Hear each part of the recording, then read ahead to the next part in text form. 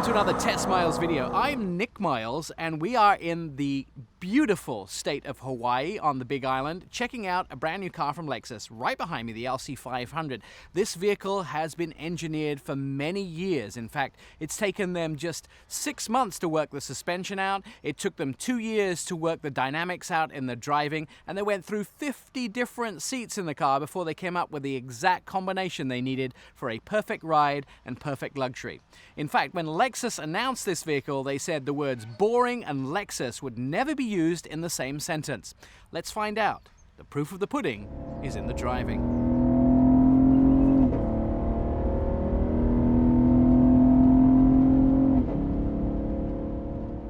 I want to take you on a personalized tour of the exterior design of the new LC500. Let's look at the spindle grille first of all. Not the first time that we've seen the spindle grille, but the first time that we've seen this kind of spindle grille. Notice how the mesh here is very open at the bottom, but as it creeps up over the grille, it gets tighter and tighter. And this shows a more stronger, muscular feeling once you get into the body of the car. Now this hood is pretty significant, but you can't see the things on the inside that are most important about it. They wanted to have this very sloped feeling in the hood at the front, but this didn't actually meet the pedestrian crash safety standards. So what they did is they put a sensor in here at the bottom of the car, so when something impacts with the front of the vehicle, it engages pistons here at the front, which push the hood up and allow for a bigger crumple zone, therefore being safer for pedestrians, but keeping the design language of the car, keeping it very strong, keeping it muscular, keeping it sporty, but at the same time, safety being a major priority. Let's check out the lights. Of course, lights in a car are the windows to the car's soul. They're the seeing part of the car. Apart from safety and having to meet standards of lumens, this is an absolutely exquisite and beautiful design. But in here, the technology is highly advanced. Look how small and compact the headlights are in this car. Those headlights, even as small as they are, emit the exact amount of lumens that meets all of the safety criteria. And I can put my hand right up at the back, which comes to here. They're small, bright, and very beautifully designed. And coming down the car, these intakes here on the inside of the car push air around the wheels, not to cool any of the brakes, but to keep the car's front end solidly planted on the road. And even when you get to the back end of the car, they have the same style air intakes behind the back wheels, which really allow the car to be planted on both ends to give you that dynamic, sporty driving feel. So I put the four-ways on so you could see that this is actually not just a piece of plastic that separates the black, the chrome, and the color of the mirror. It's actually a light, and I've never seen a light so small in a mirror. Now let's get to the part that everybody's been waiting for. Let's put our foot down and find out how the LC500 performs on the roads of Hawaii.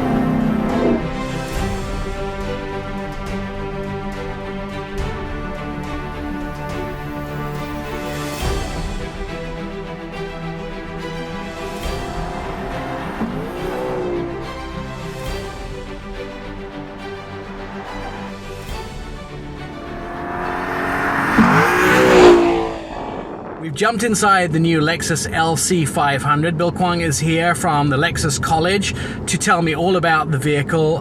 Bill, the new Halo vehicle for Lexus, and very impressed I am, I will tell you, in my first drive. Tell me a little bit about what was the idea behind the new LC. We want something to set the mark for Lexus division, a Halo vehicle, especially in a coupe version, something that we can be proud of.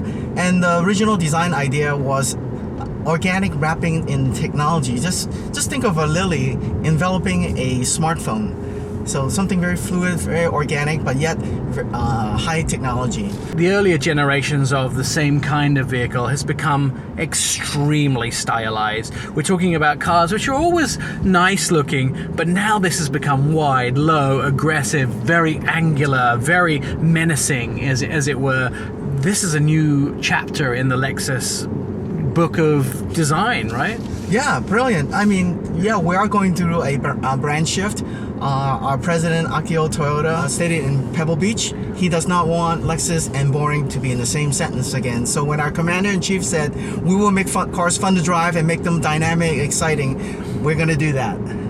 One of the things I've noticed with this car is you made lots of driving modes available in it, so you could actually set the vehicle to respond how you want. So if I move this driving knob up here, I shift it all the way up, I can go into the Sport S Plus package as well, and that changes the whole dynamic of the vehicle, doesn't it? Yes, it changes the engine mapping, transmission mapping, as well as steering feel, and firming up the suspension. So a lot more aggressive shift, a lot better throttle response, from a more dynamic drive. One of the things that is interesting is that you have a naturally aspirated engine. Why wasn't there a turbo or a supercharger on this?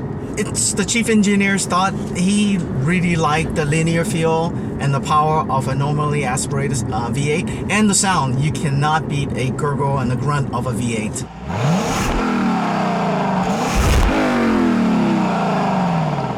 As a 5-liter V8, normally aspirated, 471 horsepower and 398 pound-feet of torque. It does 0-60 in 4.4 seconds. It gets estimated EPA city of 16, a freeway of 26, and then combined of 19.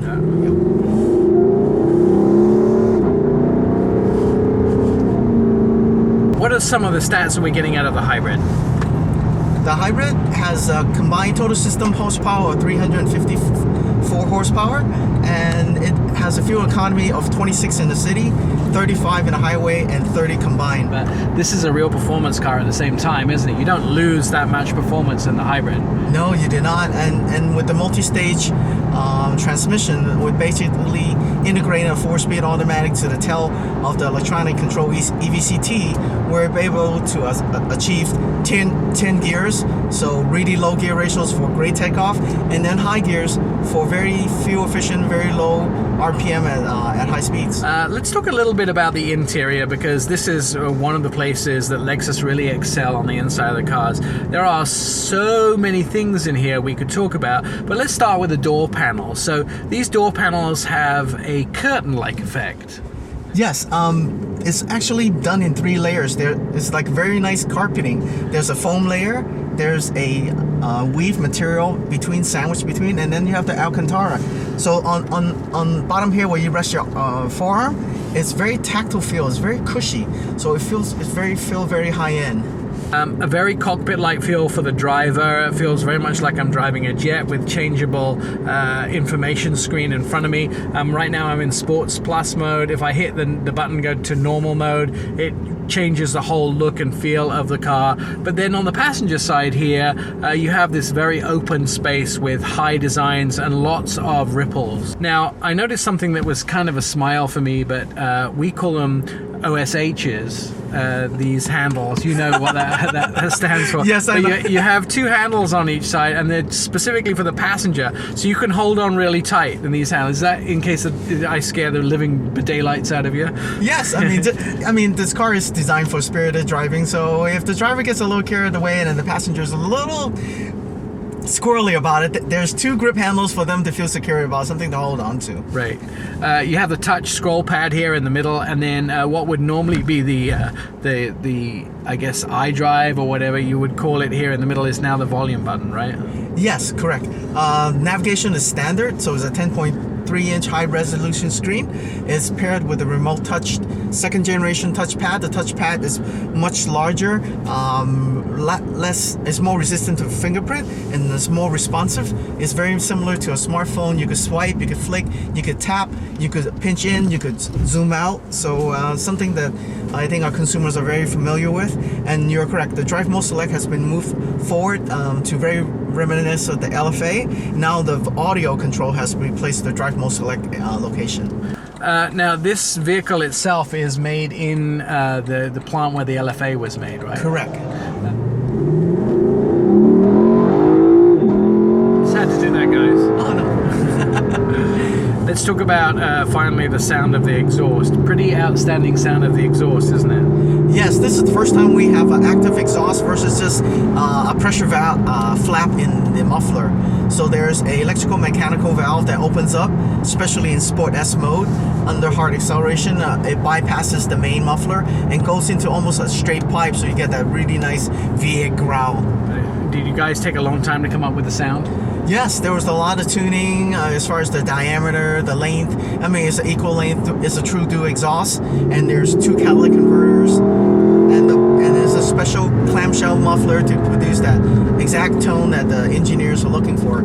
He must be a musician, because one of his engineers, because they're talking about fifth and harmony and octaves and so forth. They're talking like they're tuning an instrument. So a lot of painstakingly getting that sound. It gives me a whole new idea of when you say you want to make the engine sing. You absolutely make it sing. Oh, that's brilliant. Well, thanks for watching our video on the brand new LC500 and the 500h. Thanks for Bill Kwan for being along and showing us and telling us all of the great things that are on the exterior of this car, interior, and we've had a real fun driving it. It's quite a dynamic drive, and my suggestion is you definitely would want to have a go. Thank you.